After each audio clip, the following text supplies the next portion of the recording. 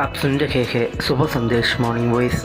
अब प्रभु का दास ओएम मात्यु पाटना से वचन से बांटा जाएगा। विनती और प्रार्थना ऊपर जाती है, उत्तर लेकर नीचे आती है। विनती और प्रार्थना ऊपर जाती है, उत्तर लेकर नीचे आती है। प्रभु हमारा कितना महान, देखो हमसे करता है प्यार। प्रभु हमारा कितना महान, देखो हमसे करता है प्यार। Hallelujah, hallelujah, hallelujah, hallelujah, hallelujah, hallelujah, hallelujah. परमेश्वर के नाम की स्तुति हो। आज का मनन के लिए इफिसियों का किताब इसका दूसरा अध्याय 1 से लेकर कुछ पदों से हम लोग विचार करेंगे। पहला पद, और उसने तुम्हें भी जिलाया जो अपने अपराधों और पापों के कारण मरे हुए थे। 4 पद, परंतु परमेश्वर ने जो दया का धनी है, उसने उस बड़े प्रेम के कारण जिससे उसने हमें प्रेम किया, जब हम अपराधों के कारण मरे हुए थे तो हमें मसीह के साथ जिलाया। अनुग्रह ही से तुम्हारा उद्धार हुआ है। 8वां पद, क्योंकि विश्वास के द्वारा अनुग्रह ही से तुम्हारा उद्धार हुआ है, और ये तुम्हारी ओर से नहीं वरन परमेश्वर का दान है। यहां पर प्रेरित पौलुस जो बता रहा है,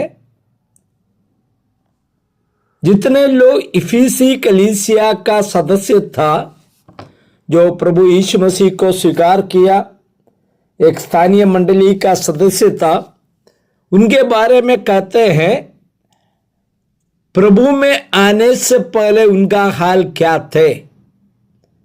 नहीं तो दूसरे शब्दों में कहा जाए, कोई भी व्यक्ति प्रभु यीशु मसीह पर विश्वास करने से पहले उनका असली हाल क्या है, यही बात यहां पर बता रहे। उसने तुम्हें भी जिलाया जो अपराधों और पापों के कारण मरे हुए थे। अदन का बगीचा में जब आदम हव्वा ने परमेश्वर की आज्ञा उल्लंघन किया, वहां से मनुष्य का आत्मिक मृत्यु आरंभ हो गया। शारीरिक रूप में जिंदा है। पहला अध्याय, दूसरा अध्याय, तीसरा अध्याय, 14 अध्याय में मनुष्य को बारे में बताता है, उनका आयु लंबी आयु होता था। लेकिन 5वां अध्याय में आते हुए उत्पत्ति का किताब मृत्यु शुरू होते हुए हम लोग देखता है। यहां पर शारीरिक मृत्यु के बारे में नहीं कहते हैं, आत्मिक मृत्यु के बारे में कहते हैं। और उनका जो स्वभाव कैसे थे, दूसरा वचन में, जिसमें तुम पहले इस संसार की रीति पर और आकाश के अधिकार के हाकिम अर्थात उस आत्मा के अनुसार चलते थे, जो अब भी आज्ञा न मानने वाले में कार्य करता है। सारांश में कहा जाए, शैतान का अधीनता में थे। शैतान उनका जीवन में कार्य करता था, पाप में मरा हुआ था। शैतान उनके अंदर में कार्य करता था। और तीसरा पद में, इसमें हम भी सबके सब पहले अपने शरीर की लालसाओं में दिन बिताते थे और शरीर और मन की मनसाएं पूरी करते थे, और लोगों के समान स्वभाव ही से क्रोध की संतान थे। तीसरा बात क्या कहता है, अपना विचार में, अपना बुद्धि में जीवन बिताने वाला, अपना शरीर की इच्छा को पूरा करने वाला, शरीर की लालसाओं को पूरा करने वाला, ये बात यहाँ पर हम लोग देखता है। और बताते हैं केवल मन की मनसाएं पूरी नहीं करते थे, वो क्रोध की संतान भी थे। लेकिन जब 4 पद में आते हैं, बहुत बड़ा एक परिवर्तन मनुष्य के अंदर में देखता है। क्या परिवर्तन? परमेश्वर ने जो दया का धनी, प्यारे भाइयों, हम पैसा जिनके पास है, धन उनके पास है, उसको धनी कहता है। लेकिन यहाँ पर क्या धनी के बारे में हम लोग पढ़ते हैं? दया का धनी। उसने उस बड़े प्रेम के कारण, जिससे उसने हमसे प्रेम किया, परमेश्वर का महान प्रेम के बारे में विवरण करता है।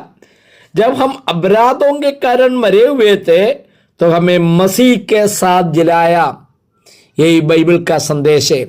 मरा हुआ व्यक्ति, शैतान का अधीन में जीवन बिताने वाला व्यक्ति, क्रोध के संतान, अपना शरीर के लालसाओं में चलने वाला, शॉर्ट में कहा जाए नरक में जाने वाला मनुष्य। लेकिन परमेश्वर ने आज हमें जिलाया। इसके बाद कहता है 6वां पद में, और मसीह यीशु में उसके साथ उठाया। यही मसीहत है। पाप का कीचड़ से निकाल दिया, पाप में मर चुके थे वहां से जिलाया। इसके बाद यीशु मसीह के साथ उठाया और स्वर्गीय स्थानों में बैठाया है। और ये बात भी बताता है 8वां पद में, क्योंकि विश्वास के द्वारा अनुग्रह से तुम्हारा उद्धार हुआ है। यह तुम्हारी ओर से नहीं, परंतु परमेश्वर का दान है, और ना कर्मों के कारण, ऐसा ना हो कि कोई घमंड ना करे।